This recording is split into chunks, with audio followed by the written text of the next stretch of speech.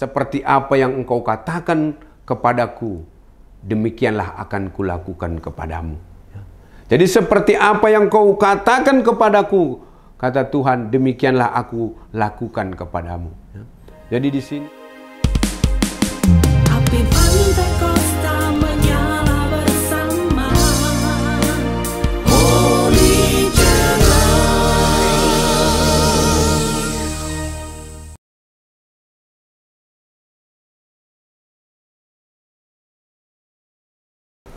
puji Tuhan, kita bersyukur buat kemurahan Tuhan kita boleh masuk dalam bulan Desember ini.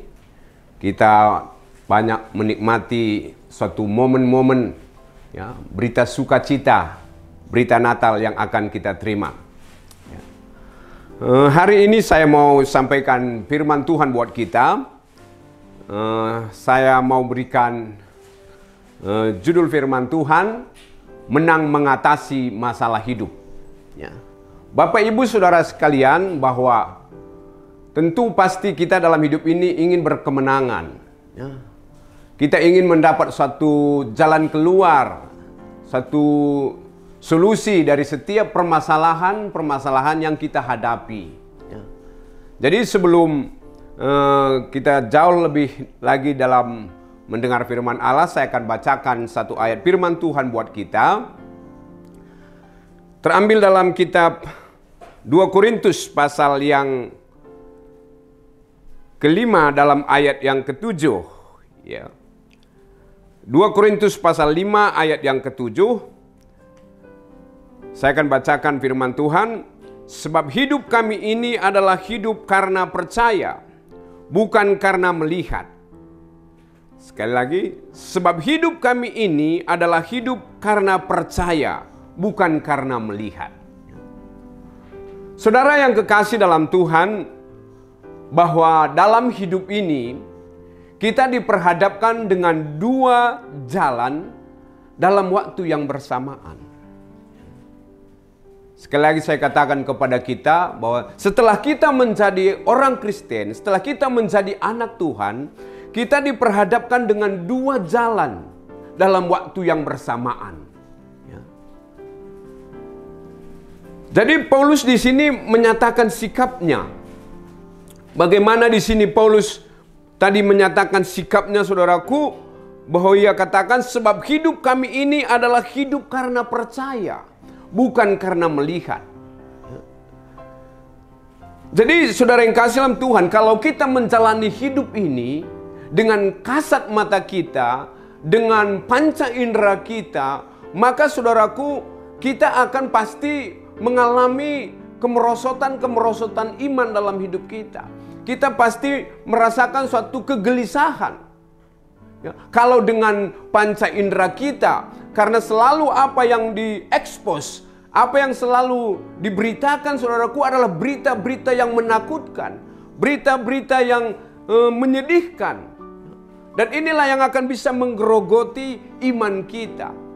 Itu sebabnya sebagaimana sikap Paulus yang ia nyatakan kepada kita pada saat ini, ya, mari kita berjalan, yaitu berjalan dengan iman, ya, bukan dengan panca indera kita. Dan saya percaya sebagaimana tema tadi saya katakan kepada kita, kita bisa atasi masalah demi masalah dalam kehidupan kita ini.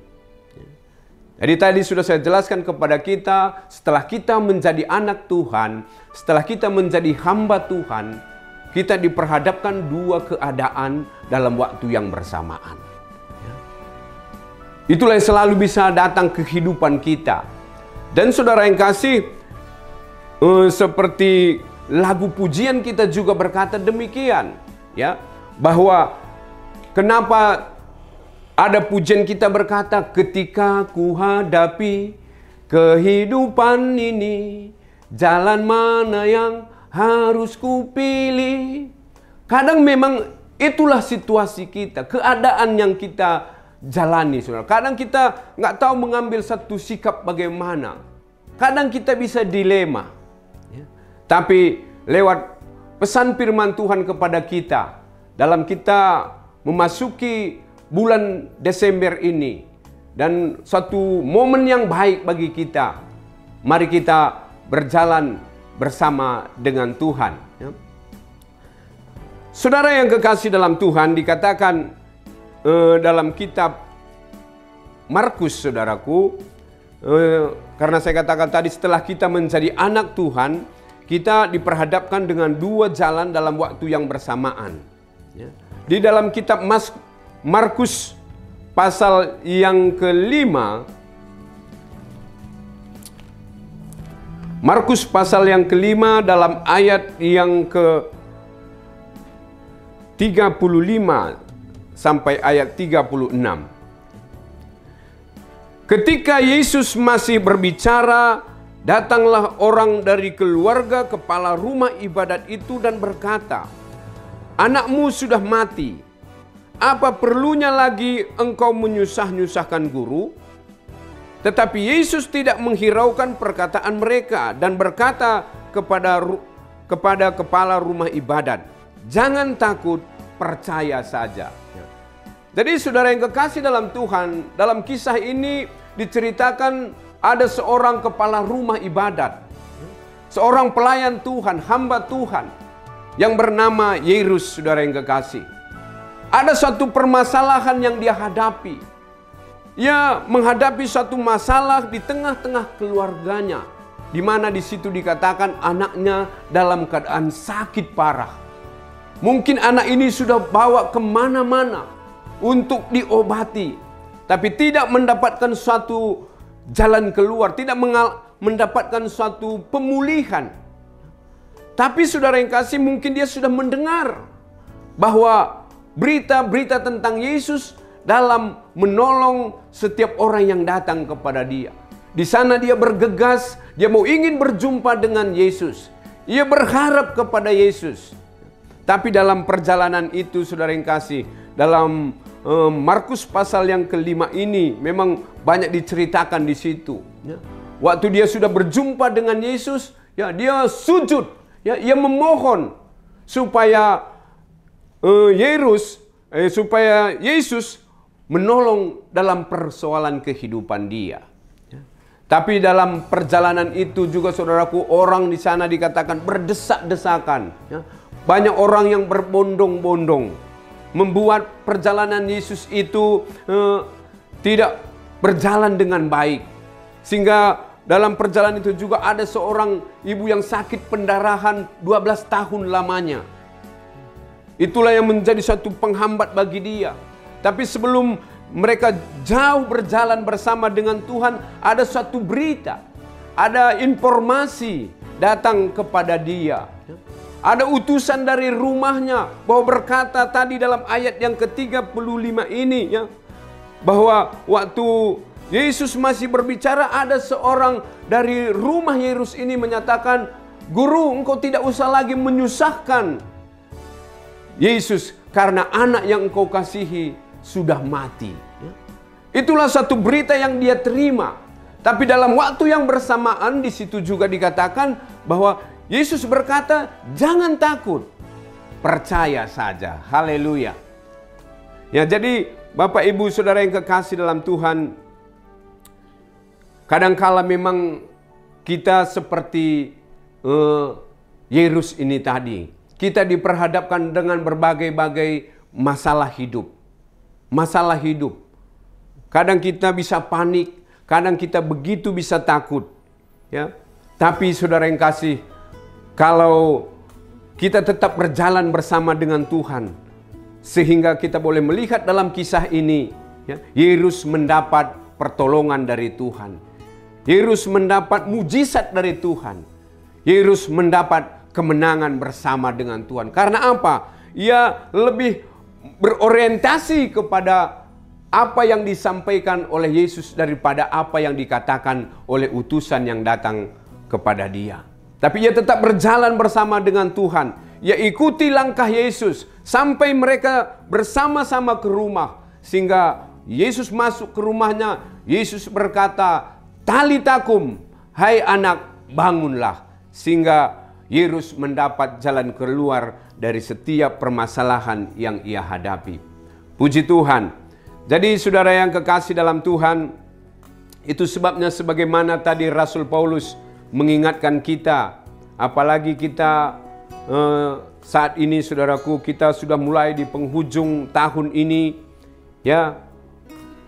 Mari kita diajak bersama-sama. Paulus menyampaikan sikapnya kepada umat-umat Tuhan dan kepada kita semua, bahwa ia berkata tadi, sebab hidup kami ini adalah hidup karena percaya, bukan karena melihat.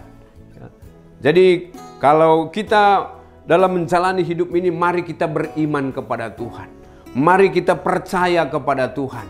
Ya, karena disitulah kekuatan kita.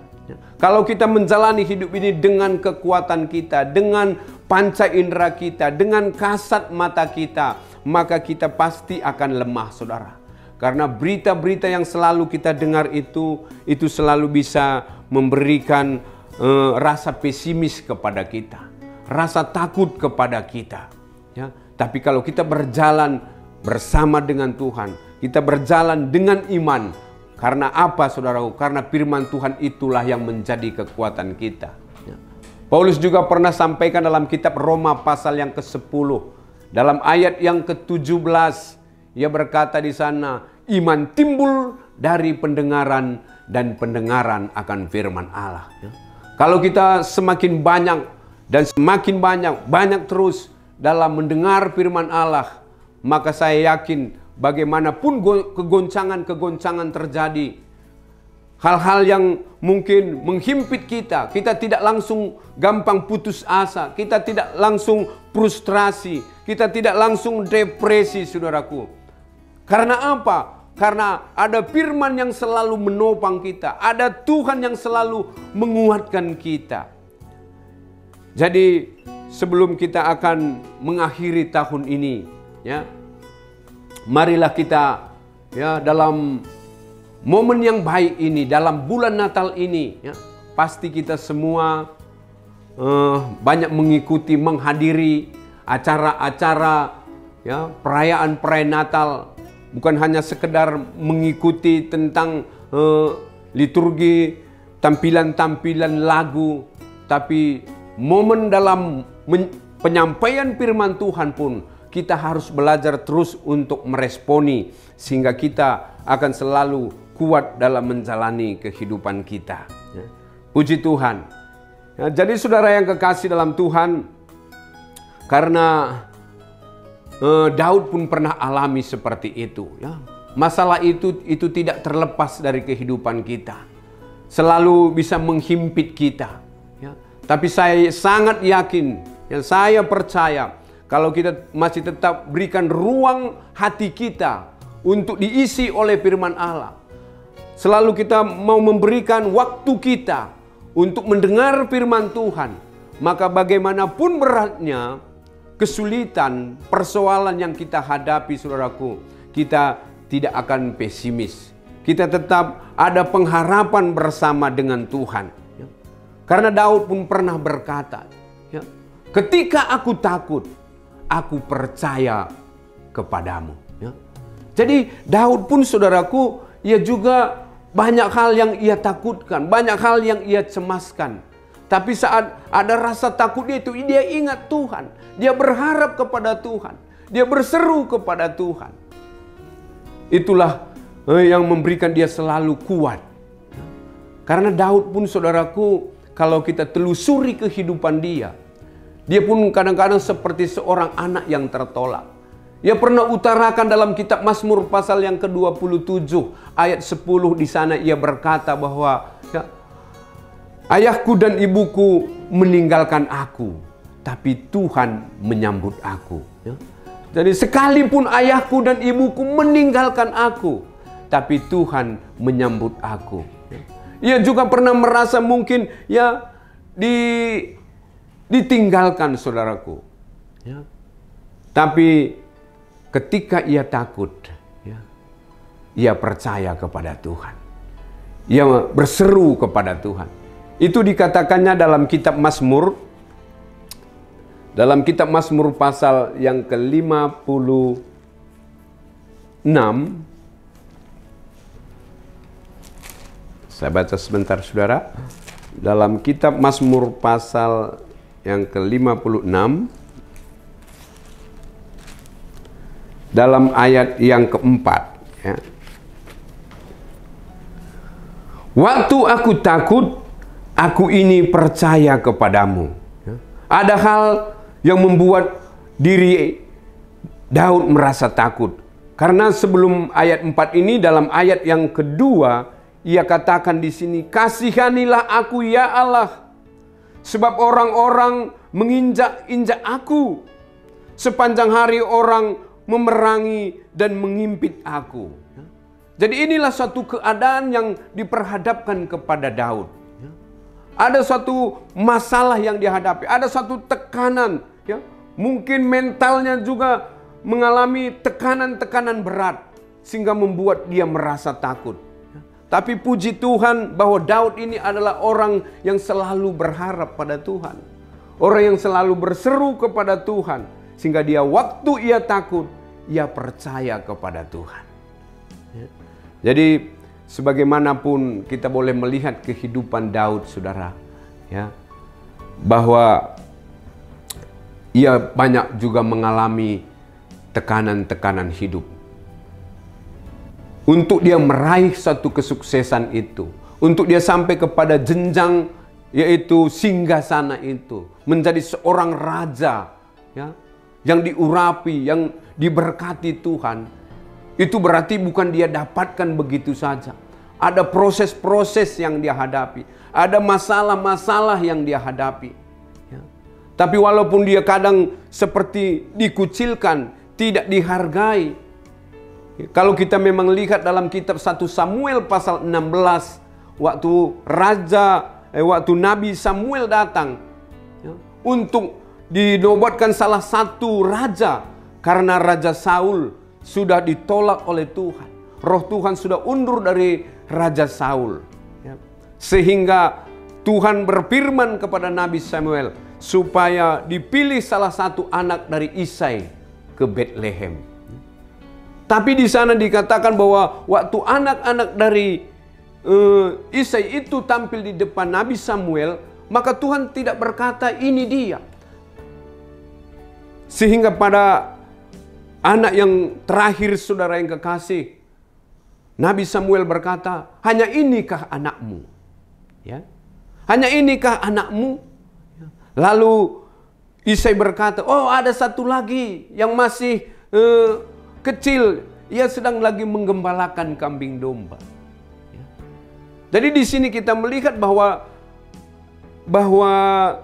Daud tidak diperhitungkan, ya. Tidak diingat, saudaraku. Ya.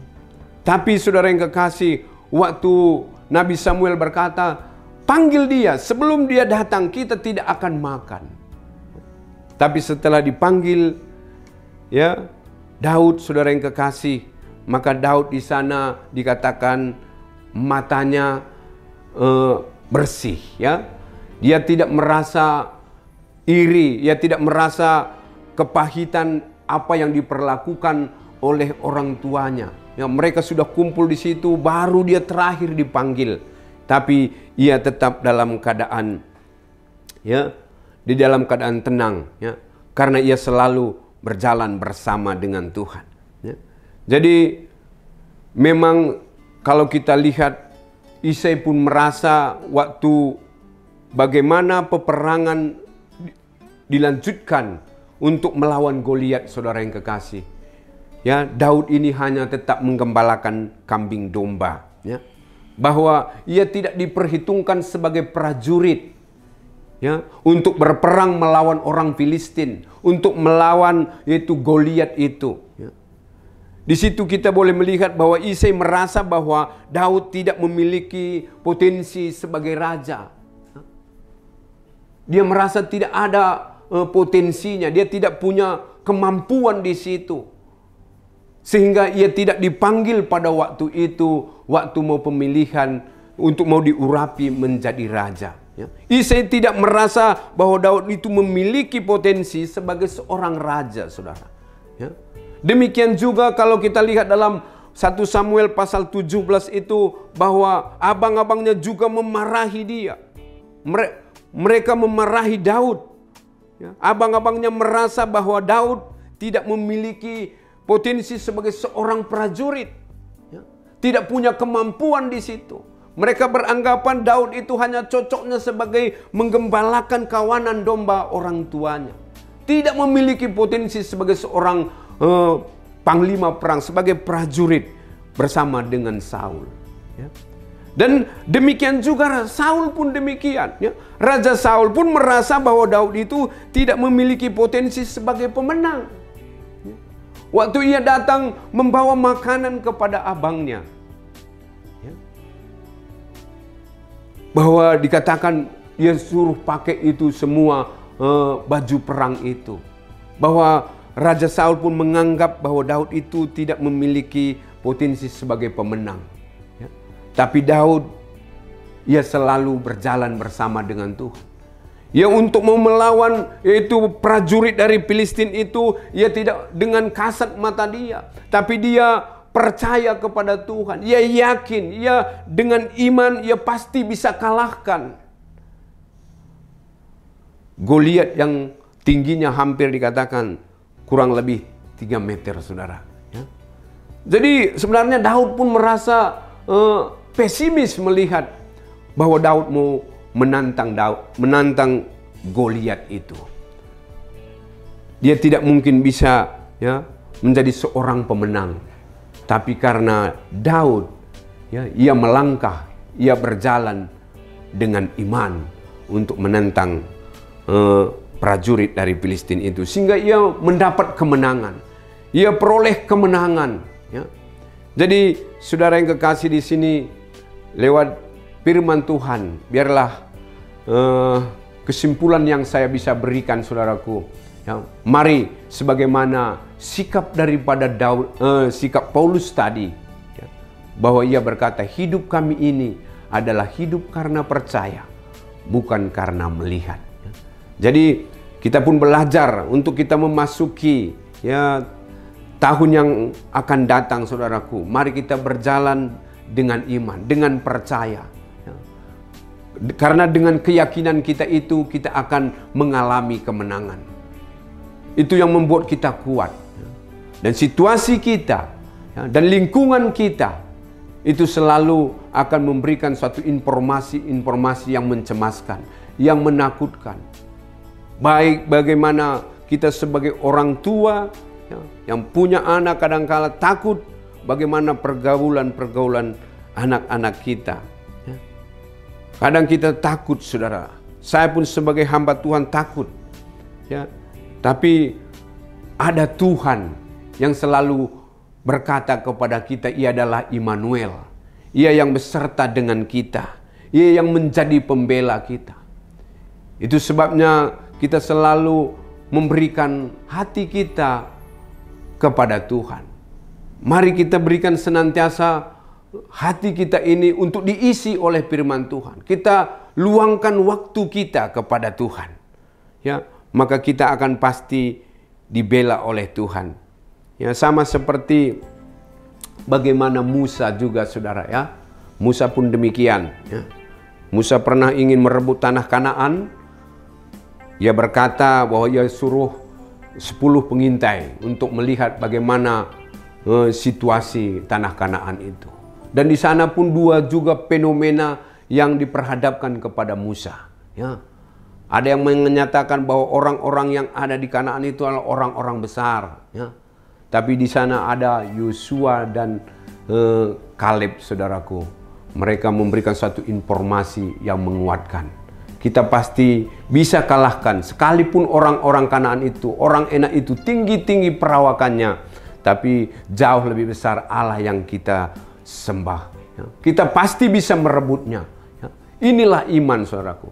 Sehingga dikatakan dalam kitab Bilangan itu, ya, kalau saya ingat itu dalam Bilangan pasal 14 ayat 28, ya, Tuhan berkata, ya, sampaikanlah kepada mereka. Katakanlah kepada mereka, kata Tuhan kepada Musa, ya, seperti apa yang engkau katakan kepadaku, demikianlah akan kulakukan kepadamu. Jadi seperti apa yang kau katakan kepadaku, kata Tuhan, demikianlah aku lakukan kepadamu. Jadi di sini supaya kita tetap menjadi orang yang optimis, saudaraku, orang yang tetap berpengharapan, orang yang tetap berkeyakinan kemenangan akan pasti menjadi bagian kita. Itu kalau kita selalu berjalan bersama dengan Tuhan, melangkah dengan Tuhan. Ya. Karena dalam Alkitab ini, dalam firman Tuhan ini, banyak janji-janji Tuhan yang selalu akan membela kita, yang selalu akan memberikan pengharapan kepada kita. Banyak ayat-ayat firman Tuhan di dalam Alkitab ini yang sangat memotivasi kita, yang menguatkan kita saat kita lemah. Ya. Karena firman Tuhan selalu katakan baik dalam kitab Yohanes pasal 10 ayat 10. Di sana ia berkata, pencuri datang hanya untuk mencuri, membunuh dan membinasakan. Tetapi aku datang untuk memberi hidup dan hidup dalam segala kelimpahan. Ya. Jadi itu sebabnya kita selalu perlu membuka ruang hati kita. Kita perlu melangkah bersama dengan Tuhan. Dan ayat-ayat yang lain pun begitu banyak yang menguatkan kita. Baik dalam kitab Yeremia pasal 29 ayat 11 pun, di sana juga Tuhan berkata, rancangan-rancanganku mengenai kamu adalah rancangan-rancangan bukan kecelakaan, tetapi rancangan-rancangan yang penuh pengharapan, penuh kecemerlangan. Itulah janji-janji Tuhan bagi kita.